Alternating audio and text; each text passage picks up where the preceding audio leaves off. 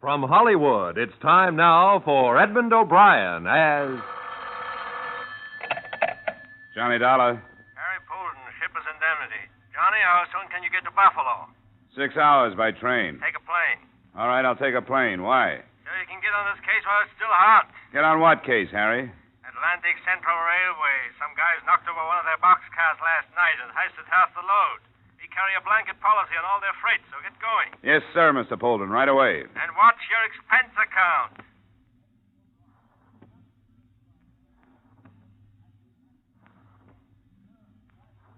Edmond O'Brien in another transcribed adventure of the man with the action-packed expense account, America's fabulous freelance insurance investigator. Yours truly, Johnny Dollar.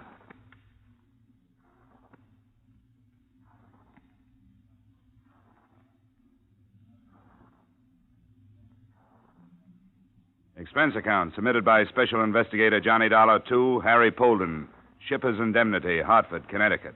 The following is an account of expenditures incurred during investigation of Atlantic Central Railway's claim regarding missing freight, or the story of the 1008. Expense account item, transportation, plane fare, Hartford to Buffalo, $48.16, plus cab fare, $6.35 to the main offices of the Atlantic Central Railway, where a tall, heavy-set man in a dusty blue serge pulled a cold cigar from the side of his mouth and spun a swivel chair in my direction. I'm Eve Grimm's, Dollar. Sit down. Now, let me close this door. Well, you didn't take long getting here. I wasn't very far away. I'm the cinder bull for this outfit, and I'd be doing what you're going to do if it was like the old days. Only Shipper's Indemnity handles the insurance, and it's our job now. That's the service you pay for, Mr. Grimm. When they stuck me in this desk, I'd been knocking deadheads around for 20 years and seeing they got themselves 30 days on the road gang. Now I'm just... I guess they figure I'm too old. Well, maybe you can give me a hand on this. Well, I'd like to, John. I need some action. You want to tell me about it, Mr. Grimm? You bet.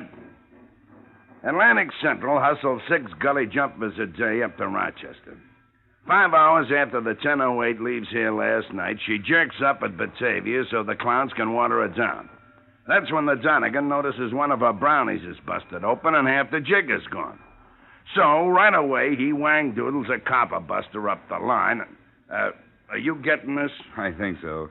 Translated, you mean the brakeman at Batavia found the boxcar had been broken into and half the cargo stolen, and he phoned ahead to the telegraph office. That's it.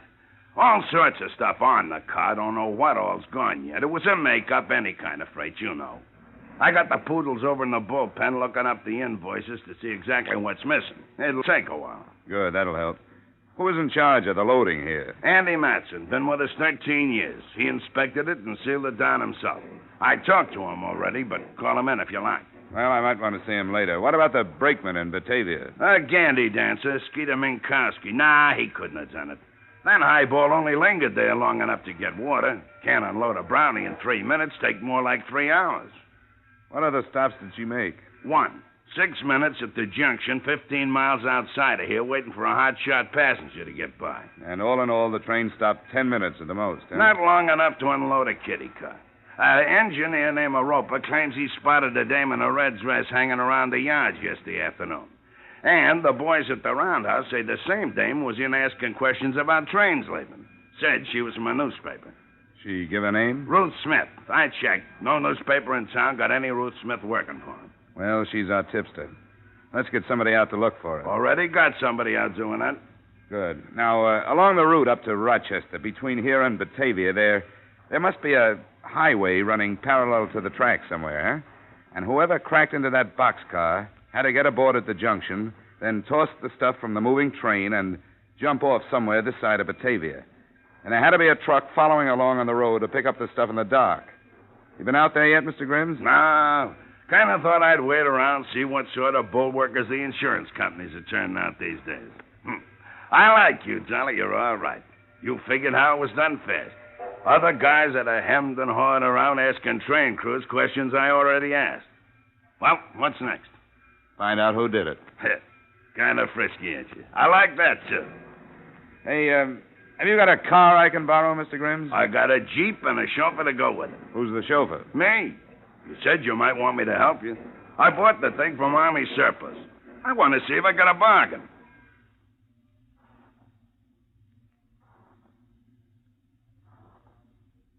Expense account. Item, $4.38 for gasoline, which went into a Jeep that Eph Grimms and I used to follow the lonely stretch of old road that ran parallel to the Atlantic Central Railroad tracks.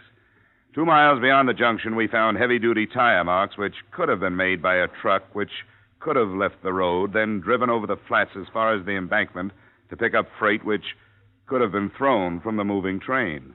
Following the right-of-way, we found several such tire marks at several points turning off the road, but no building nearby.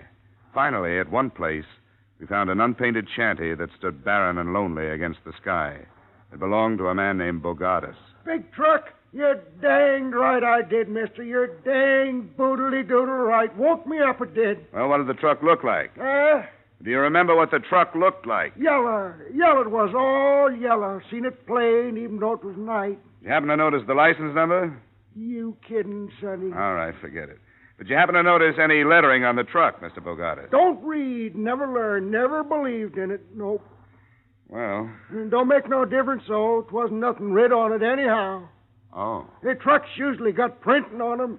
Dang things making all that noise. Grunting and heaving and waking a man out of his sleep. Ain't had nothing like that since the Army maneuvered here in 41. No, sir. Are you going to stop it? Well, I hope so. Good. Did you happen to see who was driving the truck? Nope. You know about what time it was here? Nope. Did you happen to say anything to the man? Nope. Well, do you know in which direction it went from here? Yep. Huh? They turned around and headed back for Buffalo.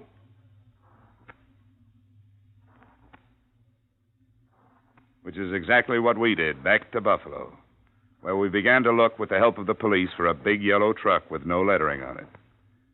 We tried garages, trucking concerns, and any place big enough to hide such a truck. It wasn't an easy job, but it turned up. Hello? Hello, son. I got a yellow truck all loaded down with stolen freight. What? Yeah.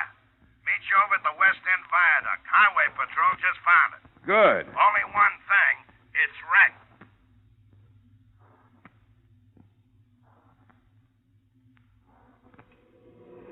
The passing motorist had a flat tire right here. He got out of his car to fix the flat and saw here where it tumbled down. Good tumble. Must be 30 feet anyhow. Yeah, they're trying to get the driver out of the cab now. He may still be alive. They're using acetylene torches. 10 minutes later, the ambulance crew dragged the driver out of the twisted cab. The interns worked on him for a short time, and one of them straightened up, handed me a billfold. Well, here you are. His name's Blakey. Blakey. Rick's Blakey. Mm-hmm, for the moment. He won't live another 5 minutes. Fractured skull, neck broken. If you've got any questions to ask, you better hurry. Thank you. Blakey. Blakey, listen to me. Listen, you haven't got long. We know this is all stolen cargo in your truck. And we want to know who worked with you. Jake. Get Jake. Jake? Jake who? Jake slugged me. Put it in gear and rolled me over the side of the road. Get him, Mr. Cop. Get him for doing this to me.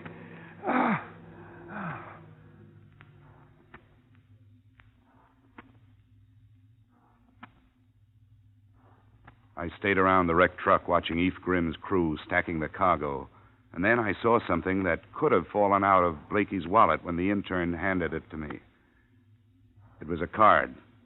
On one side was printed Horseshoe Bar and Grill, and there was an address underneath it. But on the other side was written, Jake, 8 o'clock Tuesday. He's always there.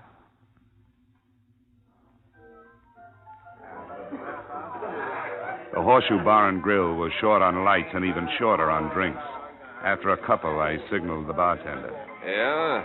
Another one? Uh-huh. Sure. Name trouble, pal? I'm here to see Jake. Here's your drink. He been in here tonight? That'll be 50 cents. Jake hangs around here, doesn't he? Look, the minute you walk in, I look at your feet and I say to myself, flatty, gumboots, glim-heeled cop. Not City Hall type cop, but something else, I say. Something different that still spells law. I was asking about a guy named Jake. Something else, I say. Maybe private people. Then I say, if he's working, he's got himself a bib. And a bib means it don't come out of his pocket when he's around looking for somebody and asking for guys. Will this help? Oh, thanks. Old Abe took a great picture. What was you asking? About a guy named Jake. Sit tight, Shamus. I'll tip you when he comes in.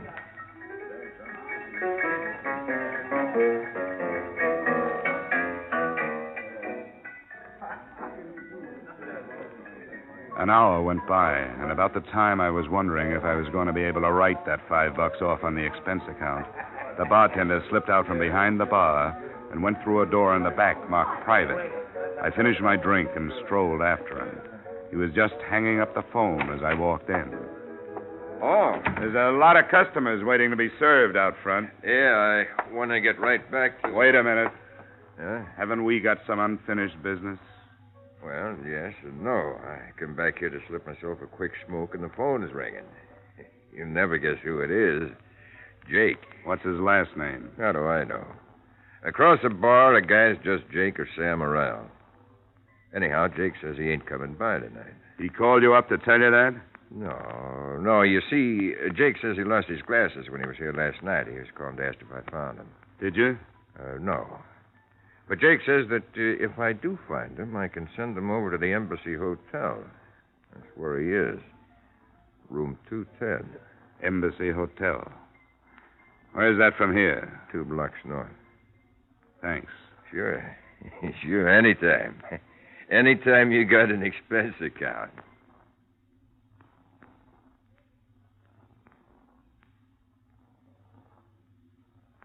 I walked over to the Embassy Hotel, and naturally enough, there was no one in room 210 named Jake. As a matter of fact, there was no room 210. But when I stepped outside and started back for the Horseshoe Bar and Grill, a pair of wide shoulders and a coat collar fell on step beside me. He shoved something against my back. Let you and me kind of turn in here. I'd blast you right here, and you know it. In the alley. I want you should meet a friend of mine. Jake? How'd you guess? Okay, hold it. Here he is, Jake. A tall, thick figure with an odor of fine cologne around it stepped from the shadows. His hat was down and his collar was up. He stood very close in front of me and asked, Why do you want me? Who are you? I'll ask you first. All right. Frisk him, Trench. See who he is. Everything became very quiet then, except for one voice that belonged to a man who had died earlier that day. I kept hearing it. Get him. Get him for doing this to me.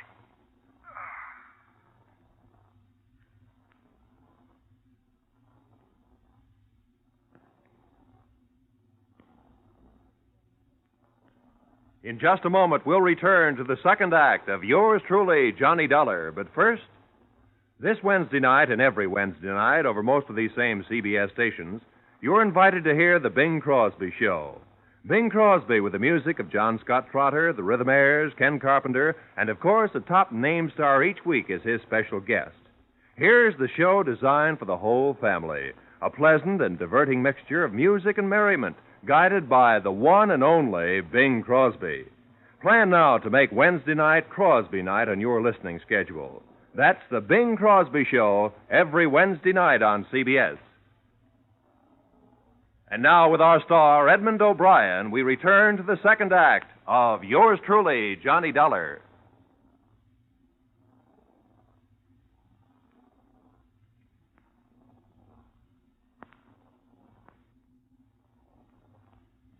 I was lying in a dirty alley with my face up against a cold brick wall, and something warm was dripping down the back of my neck. I didn't move. I couldn't. There was a steady ringing in my head, and my body seemed far away. I struggled to my feet and headed for the man who had led me into this.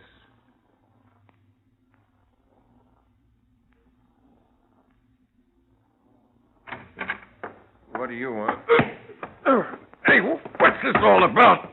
Let go of me! Look, I've been beaten and slugged and frisked, all because I talked to the wrong guy. I looked for you in the bar. They told me you went home. Now spit it out. Spit what out? Does that remind you of anything? You tipped Jake off that I was looking for him. Why? Let go of me. I can't talk like this. If you can breathe, you can talk.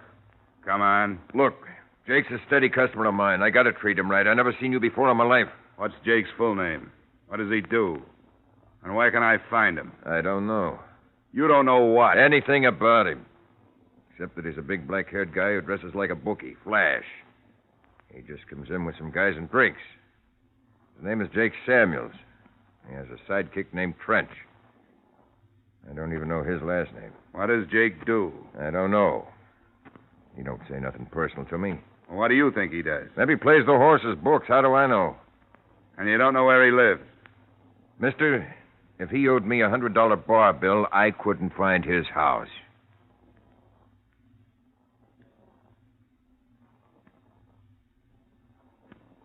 It was late and my head hurt, and I wanted to lie down somewhere. So I made for the Imperial Hotel Eve Grimes had recommended. I took a shower and polished off the drinks they sent up. Then I felt well enough to call Grimes again.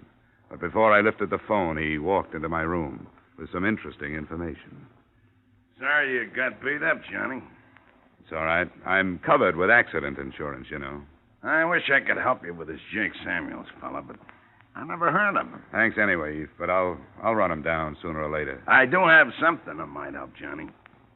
Yeah? We checked all that cargo that was found in the wrecked truck, and I don't know exactly what it means, but everything was there except one barrel. What was that? A barrel. And listen to this. Of all things, a barrel of jeweler's rouge. The stuff they use for gem polishing? That's what an intelligent friend of mine told me. It was insured at, when I got it right here, $247. Now, why would anybody want that? Well, who sent it? A jeweler by the name of Ralph Morton. Morton Jewelry Company, 1312 Shenandoah Street. Sent to Michael Adelson, Adelson, 177 Carling Terrace, Boston, Mass. Adelson, huh? Yeah, Adelson or Adelson. Know him, Johnny? Not sure. Something rings a bell. Well, thanks a lot, Grimes. I'll have a talk with that jeweler, Ralph Morton, in the morning. In the morning, I rented a small car and started for the Morton Jewelry Company on Shenandoah Street.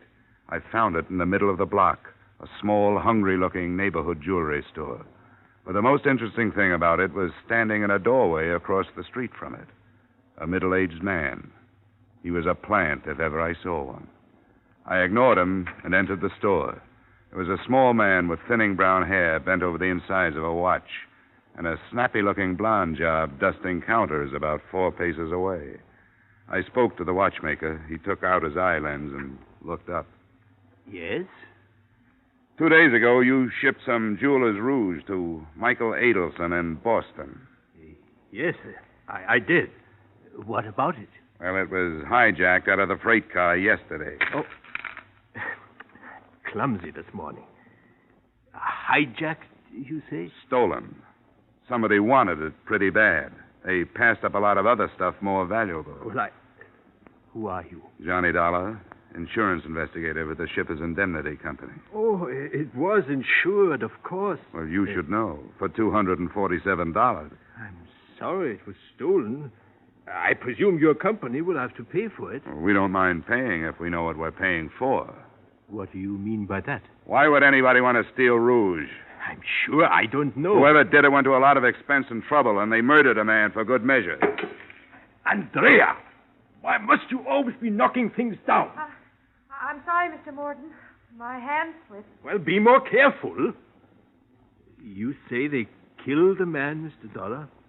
Surely they did not do this over my little shipment of jeweler's rouge. It sounds stupid, I know, but it was done. Why did you send rouge all the way to Boston to Michael Adelson when you could buy the same stuff there? Oh, no, you're wrong. This is a private formula I developed myself.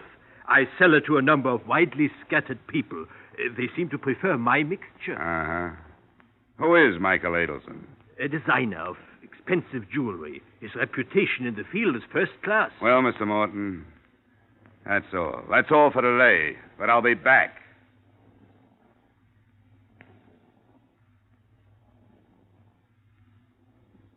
All the time I was in there, the blonde, Miss Phillips, kept her blue eyes and her pink ears focused on me. My common sense spoke to my vanity and told it to play dead. She was interested in more than my profile. Outside, I spotted the plant across the street. I thought he was growing in the doorway until I approached him. He ducked clumsily and walked away with such obvious nonchalance that I was tempted to follow him, and I did, to a corner drugstore with a good view of the Morton Jewelry Company. We shared adjoining stools while he cut into a butterscotch sundae. Hey, a little more butterscotch on this, please. You got the 20-cent special. What do you want for 20 cents? Butterscotch? Okay. Okay, I don't pay for it anyway. What's the job? What's the... Huh? Oh, it's you. Well, beat it. Here. We're both in the same racket. Oh, insurance? Are you working on the Arcadia job, too? No. What's the Arcadia job? What are you working on? A railroad hijack. What's the Arcadia job? Oh, Ben Sanchez is my name. How do you do, Dollar? How do you do? Yeah, I'm working independent. I don't take divorce cases.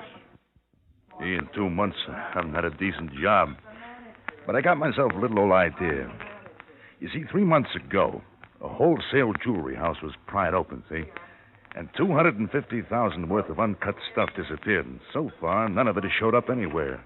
And somebody will pay a lot of money if it's found, especially an outfit called the Erie Mutual Fidelity. What's Morton's edge on it? Well, I could be wrong, but I've seen that guy operate for a number of years. Here's the butterscotch. Yeah. Oh, thanks. It's a little jewelry store stuck off in a forgotten part of the city. You know, buys watches for $10 and sells them for $12. Well, lots of guys do that. Yeah, but they don't own a little old $85,000 house in the Longacre section with 2 new cars in the garage.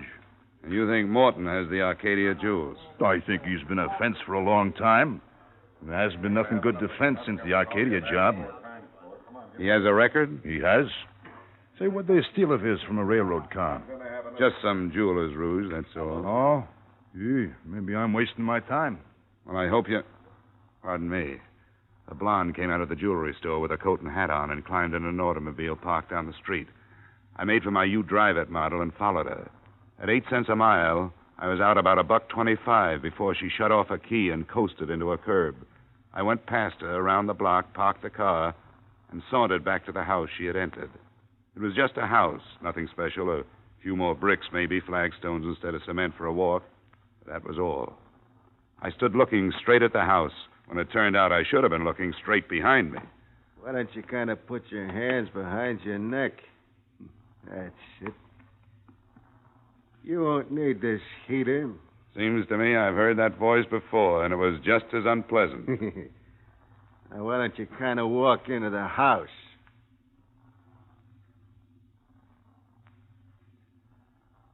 I would have been amused to know that I kind of wanted...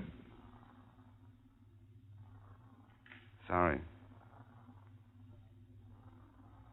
He would have been amused to know that I kind of wanted to get into that house as much as he kind of wanted me to. We went up the walk, arm in arm. He opened the door and graciously allowed me to enter first. The living room was empty, but I could hear voices plainly in the next room. That stuff was worth more than you've ever seen before. Oh, shut up. I took a long time looking for 2 guys. Oh, what a lousy couple of chiselers I got stuck with. Hey, it's me, Trench. There's I got nobody a you can visitor. trust in this world. Hey, it's me. We stood there, Trench beaming and me frowning, and they came into the room. The guy was big, black-haired, and overdressed, the way the bartender had tagged him. It was Jake Samuels, all right, and hanging on his elbow, giving him a hot ear, was the jeweler's dame. Samuels wasn't in too good a frame of mind. I'll blast it all over town. And you won't be able to touch me, because I got protection. Now, will you shut up? I got to talk with a friend. Johnny Dollar, Jake. Yes. Welcome to my house. Just the same, it's too bad you had to come. This isn't exactly the day we're receiving. Well, I work weekends, and this is the only time I could make it. Jake will do the talking. What is it you want to see me about? Last night and the night before. Oh, you mean when we roughed you up? That and the Atlantic Central job and Rick's Blakey, whom you killed at the wheel of his truck. Then there's the little matter of your blonde girlfriend here.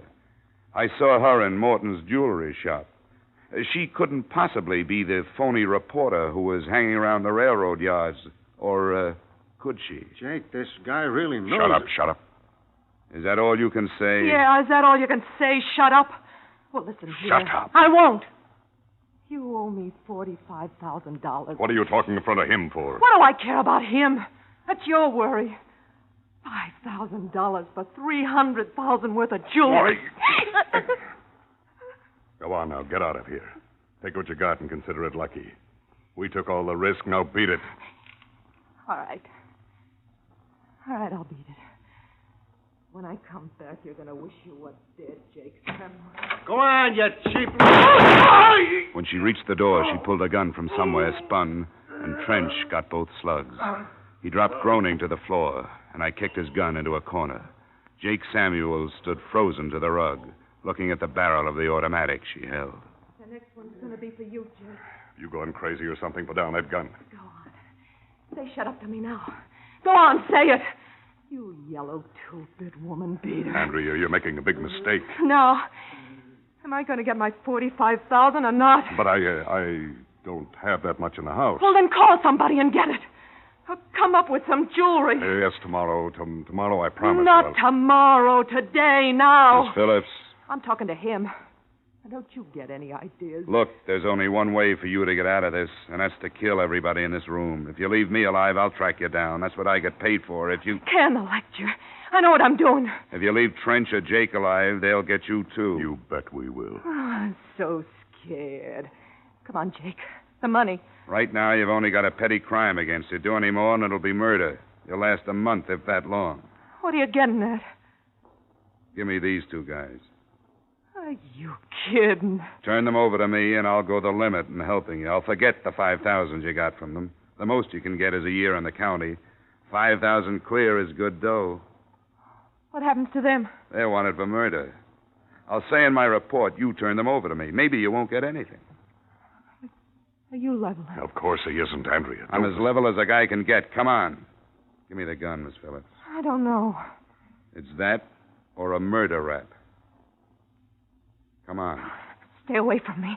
It's freedom or murder. Which one do you want? Give me the gun. Here. Here, take it. I didn't want to do this anyway from the start. This isn't living. This is dying every day. You're lucky. You found it out in time, Miss Phillips. You know, except for the guy in the gas station, nobody ever called me Miss Phillips.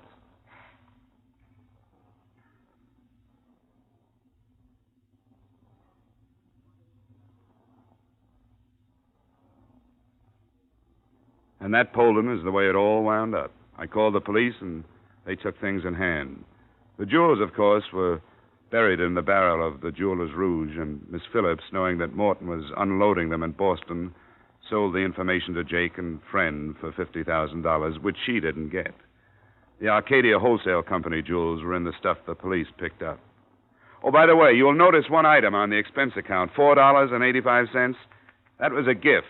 A foam rubber seat for Eve Grimm's surplus Jeep. Total expenses, $312. Yours truly, Johnny Dollar.